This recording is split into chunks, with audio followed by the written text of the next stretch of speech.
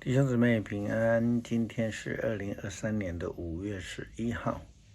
今天的经文是诗篇66篇第8节到20节，创世纪第6章5节到22节，使徒行传27章第1到12节。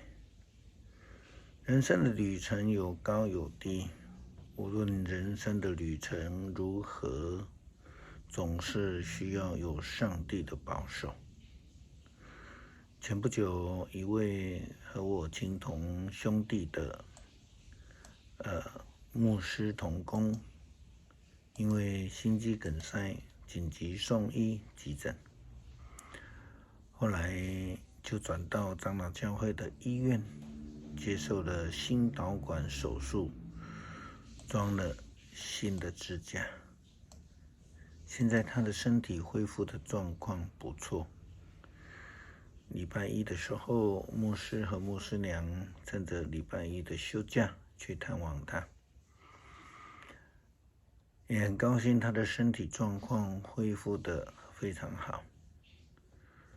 事实上，这一位牧师同工经历了许许多多的病痛，因为在20多年前，他被发现有鼻咽癌，也接受了手术、电疗，也因此导致他丧失了唾液，失去了某部分的听力。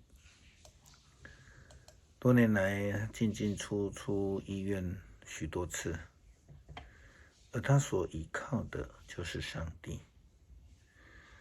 在他的生命旅程当中，特别是在遇到艰难的状况，他都是依靠上帝以及上帝所差的天使们来度过他的艰难。人生的旅程的艰难，就如同是遇到了风浪一样，好像路加福音第8章22节到25节，耶稣基督平静风浪的记载。这个记载当中，就是遇到了落山风，人生突然来的一个风浪。经文中记载说，有一天，耶稣同门徒上船，对他们说：“我们到湖的那边去。”他们就出发。船行的时候，耶稣睡着了。忽然有一阵狂风袭击湖面，船灌满了水，非常的危险。门徒到他的跟前叫醒他说：“老师，我们快没命了。”耶稣醒过来，斥责狂风大浪，风浪就止息，湖面平静。耶稣问他们说：“你们的信心在哪里呢？”他们又稀奇又惊骇，彼此说：“这个人到底是谁？他向风浪下命令，风浪也听从他。”时常我们就与耶稣基督的门徒们一样，当遇到生命的风浪的时候，就会大喊：“老师啊，快没命了！”虽然他们是在呼求耶稣基督的协助，但是事实上呢，他们忘记了耶稣基督就在他们的身边，他们却是表现得没有信心。我们是否也会这样子呢？我们是不是总是认为上帝抛弃我们，不理会我们，或是认为我们所遇到的苦难都是上帝的旨意呢？创世纪第6章记载了挪亚，他听了上帝的旨意，他不但力排众议，顺服的在山上开始盖方舟，他还顺服的将所有的生物带到了船上。圣经记载，以下是有关挪亚的记载。挪亚有3个儿子，闪、含、雅弗。挪亚没有缺点，是当代唯一的好人。他跟上帝有密切的交往，其余的人在上帝的眼中都是邪恶的。地上处处有凶暴，上帝俯视世界，看见世界败坏，人的行为非常邪恶。上帝就对挪亚说：我决定灭绝人类，世界充满着他们的暴行，我要把他们跟这个世界一起消灭。你要选用好的木材为自己造一条船，船里要有房间，里外都涂上柏油。船长133公尺，宽22公尺，高13公尺。船要有窗户，窗户接船顶，高44公分。船舱分上、中、下3层。船边要留门，我要使洪水泛滥大地，消灭所有的动物。地上的一切都要灭绝，但是我要与你立约，我要领你的妻子、儿子、媳妇进到船里，你也要把地上的各种牲畜、爬虫、飞鸟各一对，1公1母的带到船里，好保存他们的生命。你要为你们和动物储存各种食物。挪亚照上帝的吩咐一一做了。经文说，挪亚照上帝的吩咐一一的做了。这是基督徒需要学习的生命态度，是应当做的事，就是无论遇到任何的状况，都愿意顺服上帝的旨意。保罗一生服侍上帝的旨意，顺服上帝的旨意，一切所做的都是为了基督而做。他坚守上帝给他的呼召，不畏艰难，勇敢的传福音，并且愿意为福音的原因而被下在监里。今天的经文所记载的是保罗被押解前往罗马途中所发生的事情。我们先来谈谈保罗为什么被押解到罗马。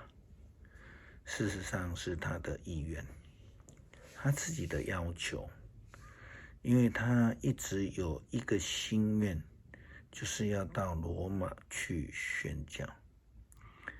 即便是他是遇到了艰难的困境，他也愿意顺服。圣经记载，既然决定要我们从水路往意大利去，我们就把保罗和其他的囚犯交给了御营的罗马军官尤留。我们上了一艘亚大米田来的船，这船就要起航，沿着亚细亚省几个港口航行。有一个马其顿的帖撒罗尼迦的人，名叫亚里达古，跟我们同行。第2天到了西顿，尤留宽待保罗，准许他去找朋友。受朋友的招待，我们要从那里起航，因为遇到逆风，船就靠塞浦路斯背风的一面来航行。我们渡过基利加、庞菲利亚一带的海面，到了吕加的美拿，在那里游流找到一艘从亚历山大来的船，要开往意大利去，就叫我们都上了船。一连好几天，船行得很慢，好不容易才开到了格尼土附近。因为风的阻拦，我们不能继续照原来的方向前行，就靠着克里特岛背风的一面航行，从萨摩尼角过去。我们傍着海岸前行，费尽力气才到达距离拉美亚城不远的一个加奥港。我们耽误了好些时间，已经过了禁食的节期，不适合继续航行。于是保罗劝大家说：各位，我看从这里继续航行是很危险的，不但货物和船都将受损，连我们的生命也难保。可是军官宁愿相信船长和船主的话，而不相信保罗的。这港口也不是过冬理想的地方，因此大多数的人都赞成开船，尽可能的赶到腓尼基去过冬。腓尼基是克里特岛的一个港口，朝向西南和西北。这就是保罗的信仰生命。他无论遇到任何的艰难境况，他都愿意顺服上帝的旨意。他不但顺服，更在意在这些压卸他的人的生命价值。基督徒必须是如此的，无论遇到什么样的境况，都愿意顺服。诗篇66篇第8节到20节，万民啊，要颂赞我们的上帝，愿颂赞他的声音传遍四方。他保守我们的生命，使我们不至于跌倒。上帝啊，你磨练我们，你考验我们，像银子经历火的熬炼。你使我们掉进罗网，把重担放在我们的背上。你让仇敌践踏我们，你使我们经历洪水与烈火。但现在把我们安置的稳妥地方，我要带烧化祭进入你的殿宇。我要向你还我许的愿，我在患难中所许下的愿，我要偿还。我要献上烧化的公羊，我要献上公羊、山羊，烧祭生的香气将上达云霄。敬畏上帝的人啊，都来听吧。我要转述说他为我们所做的奇事，我向他求援，我也向他唱颂赞的歌。我如果忽视自己的罪，主一定不垂听我。